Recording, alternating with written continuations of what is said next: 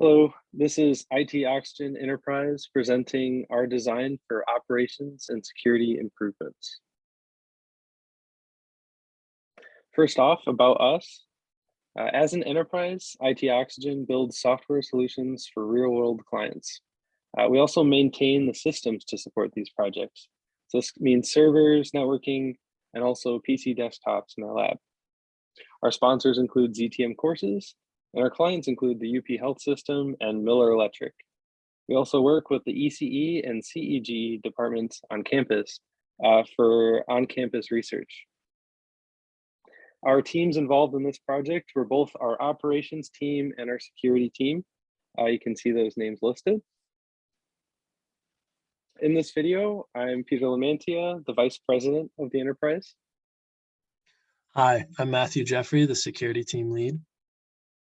And my name's Justin Sulak, and I'm the network engineer for the operations team.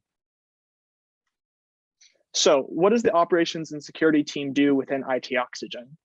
Well, we provide resources to those other ITOxygen teams. We help troubleshoot the technical issues that they're experiencing with the projects that they're working on. We ensure the security of our infrastructure.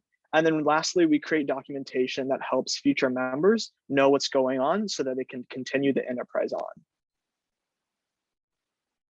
So what we're not supposed to do is get hacked. And we did get hacked. It was bad, really bad.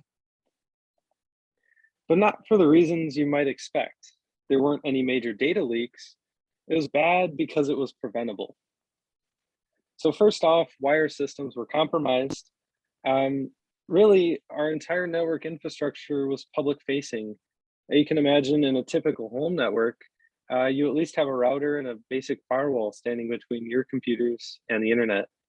The way we were set up, everything was publicly accessible with no firewall at all. This was an extremely high risk, and the impact of running our systems outside of the network perimeter ultimately led us to get compromised. We didn't have a solid update or patching routine, and so many of our systems were out of date, even by an entire software version. And in fact, the CVE we were compromised by was known about for months.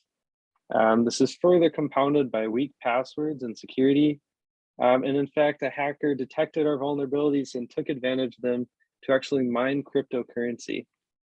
Ultimately, Michigan Tech's IT department, due to their outside perimeter, detected our breach and shut down our internet.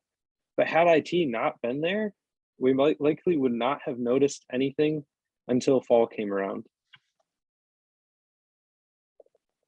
Here's a description of the CVE that we were compromised by. CVE stands for Common Vulnerability and Exposure. And it's really just a way to index certain vulnerabilities that softwares have, so IT professionals know what sort of vulnerability they're talking about. And as you can see, we had a 9.8 vulnerability, which is one of the highest possible ratings you can get. It's out of 10. And really, this just allowed a malicious actor or hacker to really just get full control of our systems. So obviously getting hacked is not fun. And we knew that we needed to regroup in the fall and that we needed a better approach. So how do we approach this better? Well, we knew that we needed to plan for security, but also make sure that we had that usability so users could still use the system, and then documentation so people in the future knew what we did. Our biggest problem right now is that our knowledge is only retained for about 2 years, just because people enter in and then they leave and graduate. So really we needed to rethink and redesign our entire network infrastructure. And that included in-depth network planning, performing threat analysis, setting up an Active Directory domain, and then deploying desktops and servers into our current infrastructure. So we came up with a detailed plan to rebuild. It involved many different people from many different fields, like networking, security, and Microsoft and Linux system administrators, to see if the plan that we came up with would really work to protect us in the future and would provide that longevity that we desperately needed. And we also needed to work with the teams that were in ITOxygen to determine what the best path forward was.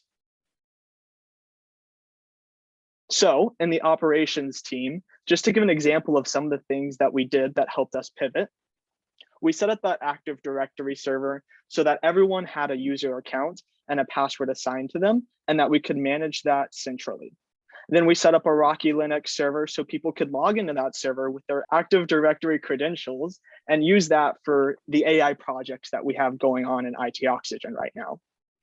We bought new desktops for the lab so people can come in and use that. We set up a new firewall and router, and then we also set up a site-to-site VPN, which helps us connect our main data center in the GLRC to our lab in Dillman. We bought new fiber switches. We set up VLANs to segregate our networks so that they couldn't talk to each other, so that attackers can't jump from one network to the other. And then we redesigned and came up with a new networking plan to make sure that we were really secure while also maintaining that level of usability. On the security side, we actually created a new security team this past semester in the spring. We realized right from the beginning that security was a critical issue that needed to be faced for us to have a continued infrastructure for the rest of the ITOxygen teams. So we started pen testing and doing a ton of different threat analysis and security things, like setting up LastPass for more secure password sharing within the enterprise. We had a meeting with MTU's Chief Information Security Officer and gave us a lot of great information about how to make our system, our network more secure and how to maintain that security. And we do things like operating on principles of least privilege in order to maintain security within our organization. Perhaps one of the most important things for longevity of our enterprise is documentation and project management. One of the major reasons that we fell short before and got hacked was because we didn't have proper documentation. People weren't made aware and people weren't informed of the infrastructure and the issues that we are facing. So moving forward, we have to properly document all of our work, all of our procedures, everything that we do, so that someone in the future can go back, reconstruct the work that we did, do similar, change it how they need to change it, and have a good understanding without us actually being there of what we did and how we faced problems and accomplished our goals. So what is the future plans for our enterprise and what's the next step? Well, we know that our operations team, we need to continue to set up virtualization so that our teams have easy access to run the different projects that they're working on. We also know that we need to continue with these VLANs to continue segregating the network and services so stuff can't talk to each other, so that we don't end up with another situation that we had over this past summer. And then lastly, we know that we need to continue with software deployment of our new lab computers, because hardware-wise, they're all set up, but software-wise, there's still a few more things that need to get put on there in order for our teams to use those to their capacity. On the security side, we're going to continue working on LastPass Enterprise within our organization, pen testing our infrastructure and our machines to make sure that they are secure from within and without the network. Keep researching on how to better protect our network and our users from threats in the future. Obviously, like talked about before, both teams will work together and document our procedures, and we'll strive to provide the best place for students to learn and grow, both professionally and as individuals, as they embark on their enterprise journey. In summary, we are well on our way to creating a secure environment for our projects and are constantly improving. Thank you.